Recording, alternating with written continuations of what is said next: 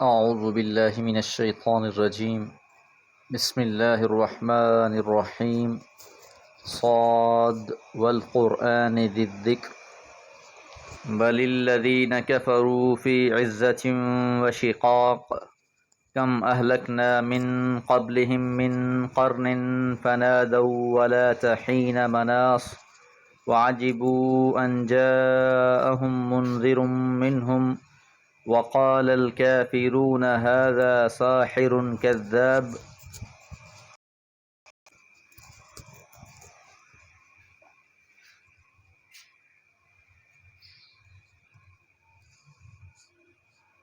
اجعل الآلهة إلها واحدا ان هذا لشيء عجاب۔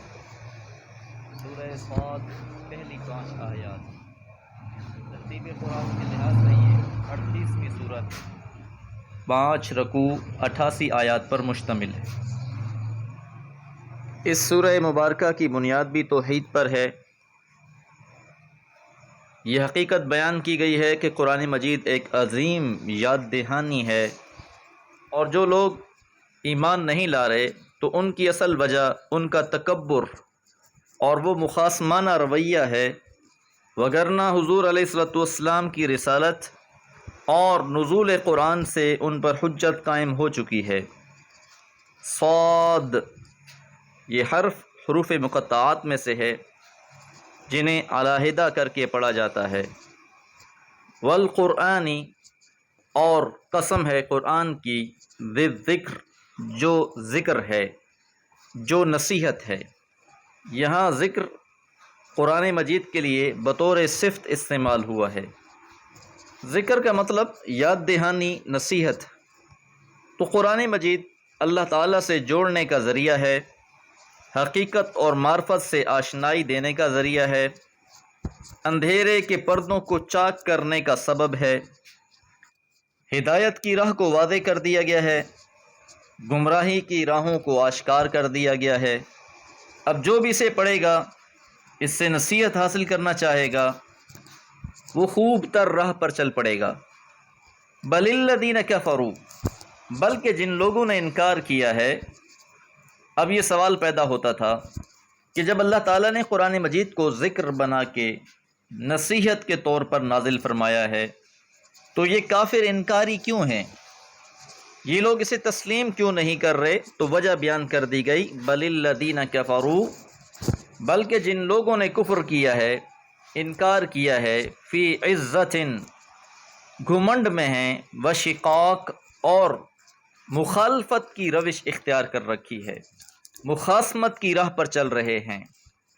تو ان کے ایمان نہ لانے کی وجہ یہ نہیں ہے کہ اس کتاب مجید میں کوئی کسر باقی ہے، بلکہ اصل وجہ ان کا گھمنڈ اور ان کی مخاصمت ہے، ان کے اپنے اندر خرابی ہے جو غرور اور تکبر کی وجہ سے، ضد اور انا کی وجہ سے ان کو راہ ہدایت سے روکے ہوئے ہے۔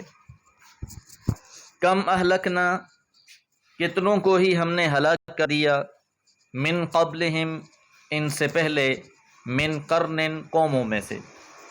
پچھلی سورہ مبارکہ میں مختلف اقوام کے احوال بیان ہوئے، اور یہاں اس موقع پر سرسری سا یہ تذکرہ کر دیا گیا کہ اگر یہ لوگ ایمان نہیں لا رہے تو یاد رکھیں ان سے پہلے بھی بہت سی قوموں پر اللہ نے کتابیں بھی نازل فرمائیں، انبیاء کو بھی مبعوث کیا، اور انہوں نے بھی اپنے تکبر اور گھمنڈ کی وجہ سے، ضد بازی کی وجہ سے ایمان نہ لائے، بالآخر وہ ہلاک کر دیے گئے۔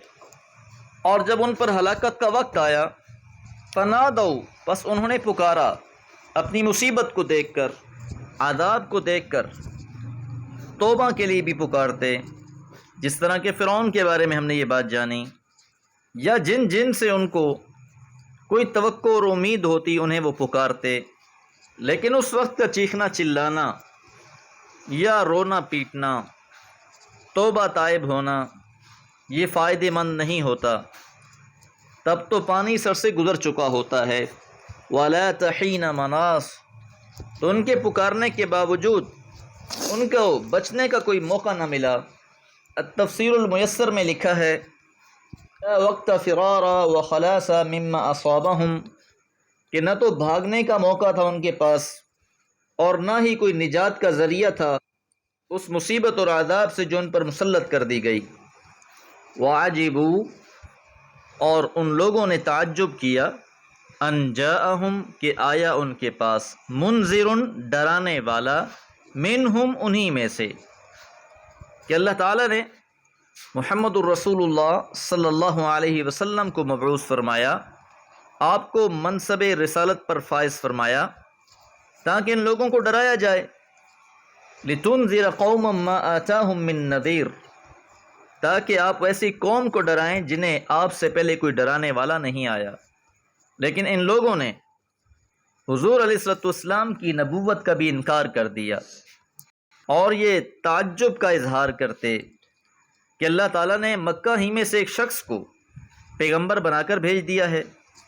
اس اعتراض کو قرآن مجید میں مختلف انداز سے بیان کیا گیا ہے۔ کہیں یہ کہتے کہ اگر اللہ تعالیٰ نے کسی کو نبی بنانا ہی تھا تو مکہ کے سرداروں میں سے یا طائف کے سرداروں میں سے کسی کو نبی بنایا ہوتا۔ کبھی کہتے کہ اللہ تعالیٰ نے ایک انسان کو ہی نبی بنا کر بھیج دیا ہے، آسمان سے کوئی فرشتہ نازل کیوں نہیں کیا؟ اللہ تعالیٰ نے انسانوں کی ہدایت کے لیے کتاب نازل فرمائی اور رسول کو مبعوث فرمایا، اور دونوں ہی اپنی ذات میں کامل و اکمل تھے۔ جب اللہ کا کلام حضور علیہ الصلوۃ والسلام کی زبان سے سنتے تو ان پر گہرا اثر ہوتا، لہذا کافر اس اثر کو توڑنے کے لیے حضور علیہ الصلوۃ والسلام کو ساحر کہتے اور قرآن مجید کو سحر کہتے۔ وقال الکافرون، اور کہا کافروں نے، ھذا ساحر، یہ ساحر ہے، کذاب، جھوٹا ہے۔ اور یہ بھی ان کے تکبر کی علامت تھی کہ بات کو سننے کے بجائے اس کا انکار کر دیا جائے، کہنے والے کو جھٹلا دیا جائے۔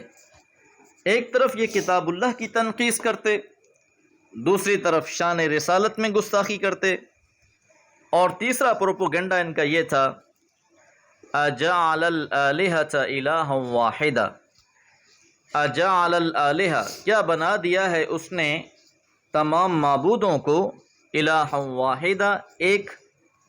اسلام کی بنیاد، اساس توحید ہے، دعوت کا آغاز ہی لا الہ الا اللہ سے ہوتا ہے۔ تو قریش کے لیڈروں نے اس بات کا خوب چرچا کیا، چونکہ قبیلے قبیلے کے بت جدا جدا تھے، ہر قبیلہ اپنے بت کے ساتھ اندھی بہری عقیدت رکھتا تھا۔ اس وجہ سے قبائل کے اندر عصبیت بھڑکانے کے لیے، نفرت دلانے کے لیے وہ یہ کہتے کہ یہ شخص تو تمام معبودوں کو ختم کر کے ایک معبود بنا ڈالنا چاہتا ہے، کہ تمام بتوں کی پرستش کو چھوڑ کر ایک معبود کی عبادت کی جائے۔ اور یہ بات کرنے کے بعد ساتھ یہ کہتے، ان ھذا، بلا شبہ یہ، لشیء عجاب، بڑی ہی عجیب بات ہے۔ عجاب عجیب سے ہی ہے، عجاب میں مبالغے کا معنی پایا جاتا ہے کہ یہ تو بہت ہی تعجب کی بات ہے۔ تو کافر لوگ گھمنڈ اور مخالفت کی وجہ سے ہر طرح کا حربہ استعمال کرتے تاکہ لوگوں کو دین سے دور رکھا جا سکے۔ دعا ہے اللہ تعالی ہم کو دین کا فہم نصیب فرمائے۔ وما علیہ الا البلاغ۔